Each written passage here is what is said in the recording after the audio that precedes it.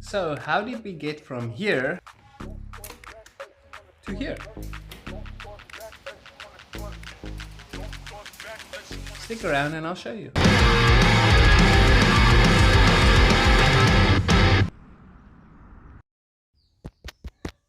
Today we're working on a derailleur. This is a Shimano XT 12-speed derailleur. Something's wrong with it and we're going to see if we can do a service on it and hopefully get it to do what it's supposed to do. So you can see there's a little slack in the cable here.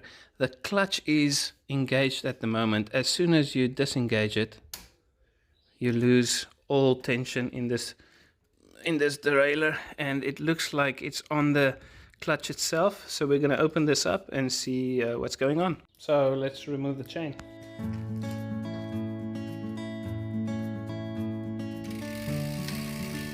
Okay, so we got the bike on its side. I've got a towel protecting the grip over there, and I've got some sponges in here to protect the framework over here. So it's just easier to have access to the derailleur while it's still on the bike. You can remove it, but then you have to disconnect the cable and loosen the bolt over here. So working on the frame is the easiest for now. Okay, so we're gonna open up by the clutch.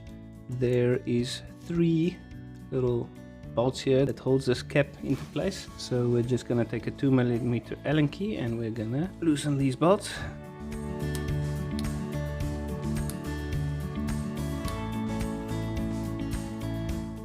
And the cap comes off. Okay, so now we see this little cam with the teeth over here, and there's a cam over here. Let's see what... So it does look like the clutch engages like it should. You can feel it going from the off and the on position, which is a good sign. So at the moment, if you see that the derailleur goes downwards, you see that this little star gear over here, this cam, it moves with it, but then when it goes back, it stays into place. But that has got so much tension on it, I think we might have a tension issue over here. So we're gonna try and release some tension and see if it gets better.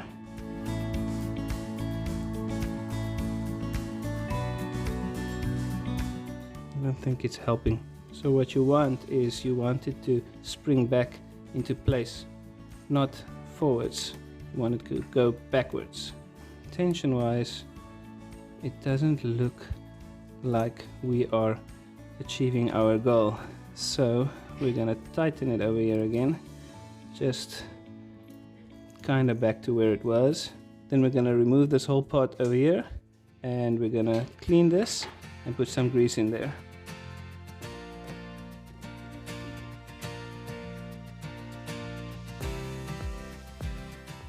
With this clutch mechanism removed, we're just going to slide this part off, not touching it, keeping orientation the way that it was. Okay, so you can see that you've got this little tensioner that's going right over this star cam setup over here, and that the top one is longer than the bottom one. So what we're going to do is we're going to wedge in a screwdriver over here, and then releasing tension around here, and then we're gonna just pop this okie right out of this tensioner. So let's just try and do that. There she goes, she drops out. And we're gonna put that to the side. Looking at this cam setup over here, it does look like it is well lubricated, but we are going to clean it and put some new lube on it, and then we're just going to put everything back together and see how it works.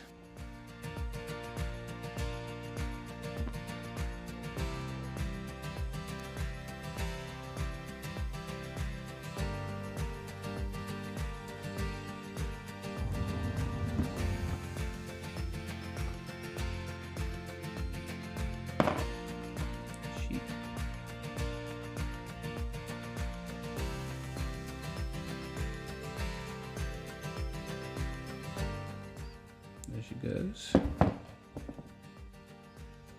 Now we just slide this guy on top again, over, and now we just install it again. So this little cam slides over this shaft over here, so I'm just going to put a little grease on that as well.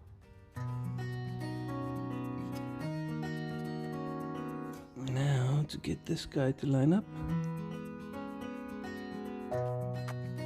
this guy to go over.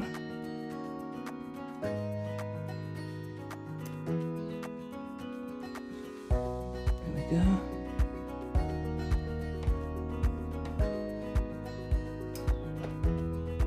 Tension-wise, something still seems to matter.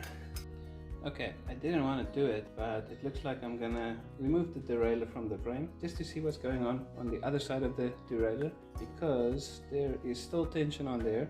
Even if you release the tension on your adjustment screw, the clutch is basically doing what it's supposed to do, but there's still some kind of stiffness on the flexibility of what the derailleur is supposed to be doing. Luckily I've got another one here, so we can check that one. Okay, so I've got an old 11-speed derailleur over here. I'm gonna fiddle with that one because I think I know what the issue is on this one that doesn't want to return to its position. So this is the 11-speed one. I've removed the clutch system over here. Inside this little housing is a spring, and I think what happened to this derailleur is that spring lost its tension somehow. But I'm gonna try and confirm it on this one over here, and then I'm gonna take that knowledge to this one over here.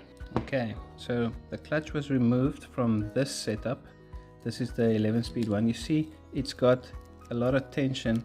If you just pull slightly on it, it's got that return to sender mentality over there. What I noticed is this is like an Allen cap bolt over here. It's got access for an Allen key. So we're gonna loosen here, and then the idea is that this part over here would come loose, and then we would have access to what I hope is a spring on the other side of this little housing over here.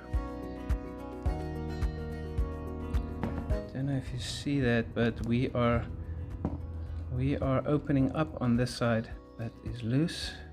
This should just twist to lose tension. There we go. Over there is a little hook at the end of the spring. It's doing like a little 90, and then it's hooking into that part over there. So I'm gonna try and get it come loose. Oh, it's very dirty. That comes out. Does it come out? Yep. Okay, so there's a groove inside there where this part of the spring goes into. So I think we can safely say that we can open up that one and hopefully figure out this issue. Okay, we removed the derailleur. Now we have to get in here. You can see that the spring is sticking out here, so we need to figure out if the spring still has tension on the inside. We're gonna use an Allen key on this side, and then on this side one of these spline drivers.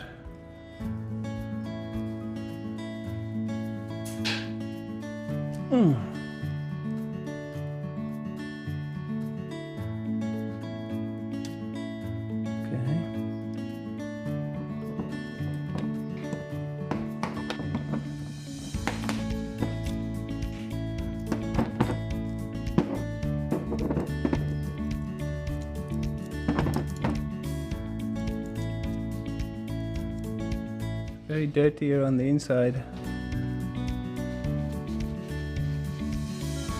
Some water ingress.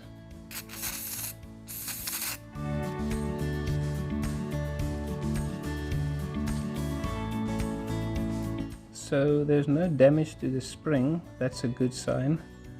I think that we just need to figure out the orientation of this guy. But we're gonna clean all this up quickly.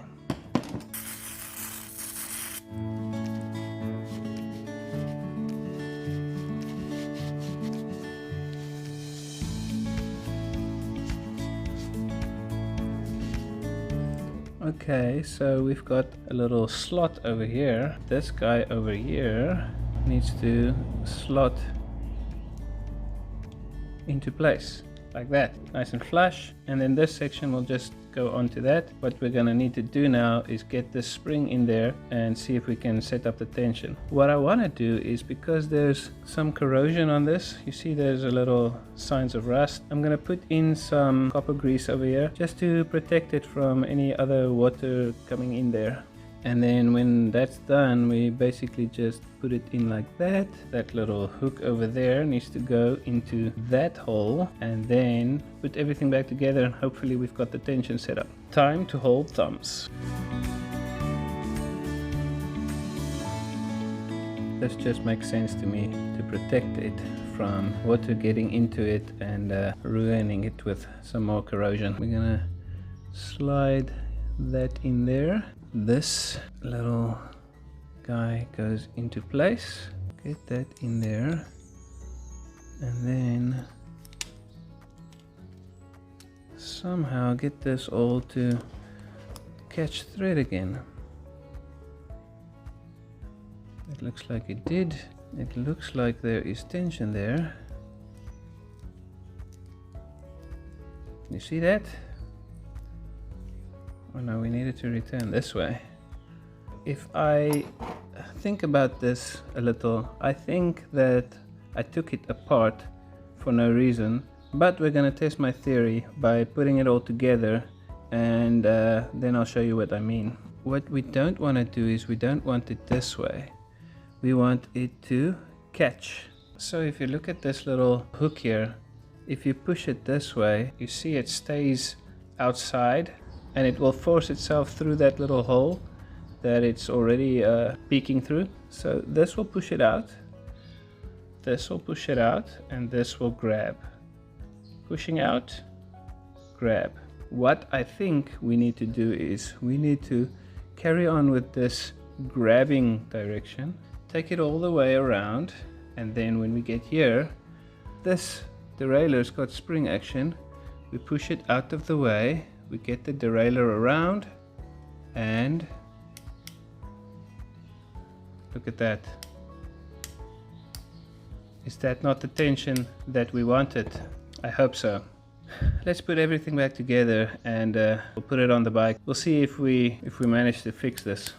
I also want to show you something. This little cam here, it only goes in one way. If you have it the wrong way around, your clutch is not going to work. Let's just show you that. So if I try and get it on that little slot over there and push in my whole setup, then the clutch is supposed to grab, but you see that there is absolutely no tension on the clutch. So what we need to do is, this little cam here needs to turn 180 degrees. So we're gonna do that quickly. Just turn it exactly 180. So now when you push on the clutch lever, it actually has a little tension to it, and it makes a difference to the tension of your derailleur. So that is how you want it. We've got a little gasket that goes in and around this little clutch setup over here. Just a little bit of lubrication on this, and this will help to keep it in its place, and also to keep the water out.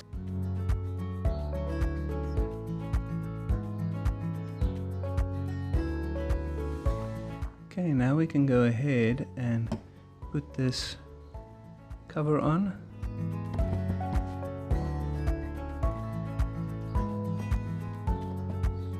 Okay, now we've got everything back together. It looks like we've got the tension that we want.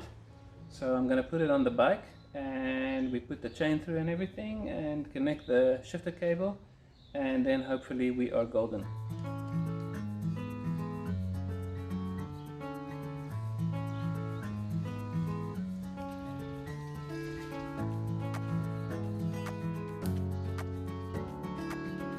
I needed to cut off the end here to get the cable to come out of this slot over here. So I've got this electrical cable lug that I'm gonna scrimp on there. And then we'll just cut off the end.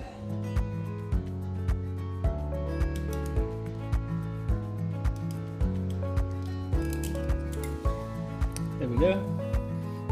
Now we can just cut off the end. So how's that for uniqueness?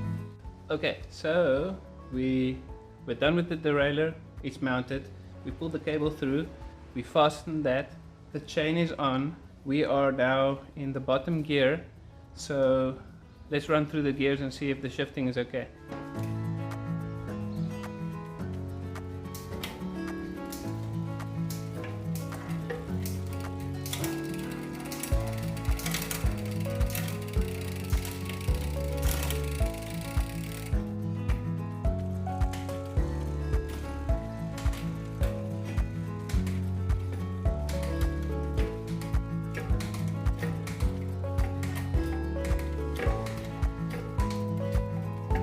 So if you made it this far in the video, thank you very much. Sorry for wasting all your time. So what we assume happened, the owner of the bike was trying to remove the chain. He had it in a gear somewhere at the top. That means the derailleur was like in a forward position to where the cranks are. And when the chain came loose, the tension snapped the derailleur backwards, and that is why we had it in the position that we did. So now I can probably do a much more intense service on a rear derailleur. I hope you learned something today, and if you didn't, at least I learned something today. I hope you enjoyed the video. If you did, give me a thumbs up. Thank you for watching, and I'll see you in the next one.